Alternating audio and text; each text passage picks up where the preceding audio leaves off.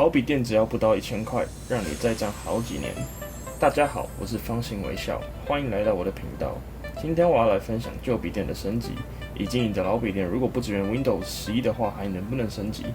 那我后面会对这两个部分分别进行讲解。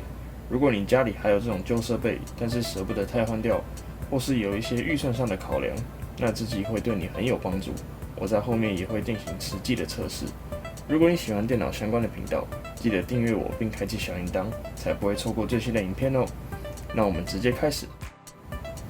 先来介绍今天的主角，这台是陪伴我好几年岁月的笔电 HP 8470P，CPU 搭载 Intel i7-3720QM， 配上内显 Intel Graphics 4000，DDR3 4G 的记忆体，还有500G 的机械硬碟。左侧的地方配有一个充电口，一个 IEEE 1394，两个 USB 3.0 SD 卡槽以及一个光碟机。右边则是一个防盗孔，一个排热风口，一个 Display Port， 一个 USB 2.0， 一个eSATA， 以及喇叭孔还有麦克风孔。背后还有 RJ45 网路孔和一个 VGA 接口。介绍到这里，你会发现它的扩充性能真的是非常的强大。但是它还远远不止这样。接下来介绍更惊人的地方 ：C 面不仅有指纹辨识，D 面居然还有电池连接器，还有一个扩充底座接口。这台笔电在当时可谓非常的高级啊！我相信各位都知道我舍不得它的原因了。那么为了延续它的使用体验，我们直接来看看它可以升级哪些东西。首先要知道你的主机板在哪里，有些笔电要从 C 面拆。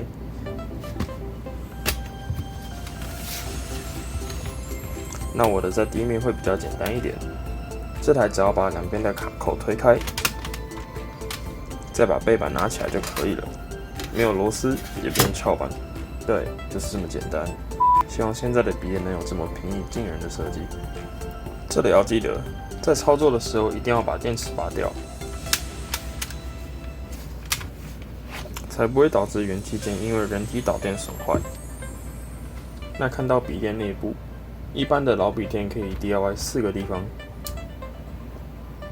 第一个，我们可以换硬碟，如果容量不够，或是想要升级固态硬碟，可以从这个硬碟槽下手。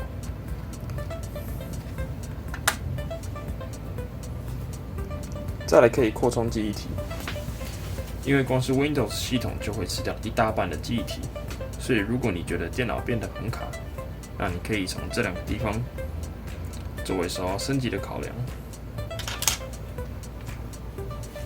然后第三个光碟机，现在的光碟需求越来越少，如果不常使用光碟机的话，可以到网络上买一个像这样的硬碟盒，它可以让笔电多增加一个硬碟的槽位，增加储存的空间。像我的话，可能这槽会用 120G 的 SSD 作为开机碟。然后这槽把旧的 HDD 拿来装游戏作为储存用。最后一个无线网卡槽，它比较进阶一点，因为它的速度很快，可以用转接卡来外接显卡。这个之后有机会再跟各位做介绍。那我直接来组装。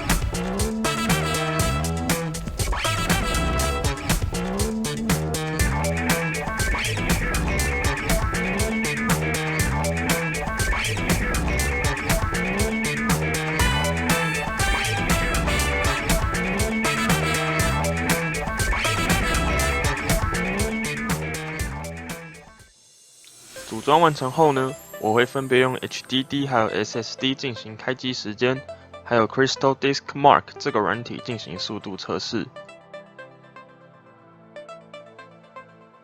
这个地方我快转的比较多，怕你们没有实际感受到这个差距，那这两边的时间比较一下，真的差很多哦，将近50秒。这个差距你可以试着想象一下，红绿灯要多等50秒的时间，那应该就很有感觉了。再来换到 Crystal Disk Mark， 这个程式主要是用来测试硬碟的速度。如果你不知道它在跑什么的没关系，这个下次我会讲得更详细一点。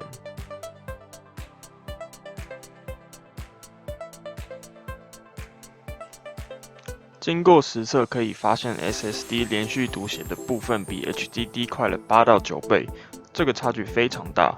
你可以想象用 HDD 开个应用程式要等8到9倍的时间，肯定会等到你疯掉。究竟老笔电支不支援 Windows 11的升级，要等到 Windows 11正式发布的时候才会揭晓。那我在这里先公布答案，就算未来你的老笔电不支援 Windows 11，我还是会说非常值得升级它的。因为现在的 Windows 10，根据微软提供的讯息，最晚会支援到2025年的10月14号，也就是说你的老笔电大概可以再使用4到5年的时间。那在这段期间，如果你有在考虑需不需要买新的设备，那我也列出了下列几个你可能会考虑的因素。你是学生、投资客、家里的长辈，或是你平常对电脑的用途比较简单一点，可能是打个报告、看个影片、看个股票等等，那么我都会推荐你可以做升级。上面实测的结果，速度差异是非常有感的。那最后来整理一下，今天升级的 SSD 120G， 市面上大概500块钱就能买到一个全新的。4G 的记忆体二手大概200块钱可以买到一条。光碟转接盒110块一个，加起来还不到1000。那这4、5年的期间，可以好好考虑未来要挑什么样的笔电，还可以用1000块不到的价格，就能让速度有感提升，真的是非常的划算。那今天的影片就到这里，谢谢大家，我们下次见。最后补充几个前面没有提到的地方，8470P 支援180度摊平，但是机身比较厚的关系，一个不小心用力过度，转轴可能就断掉了。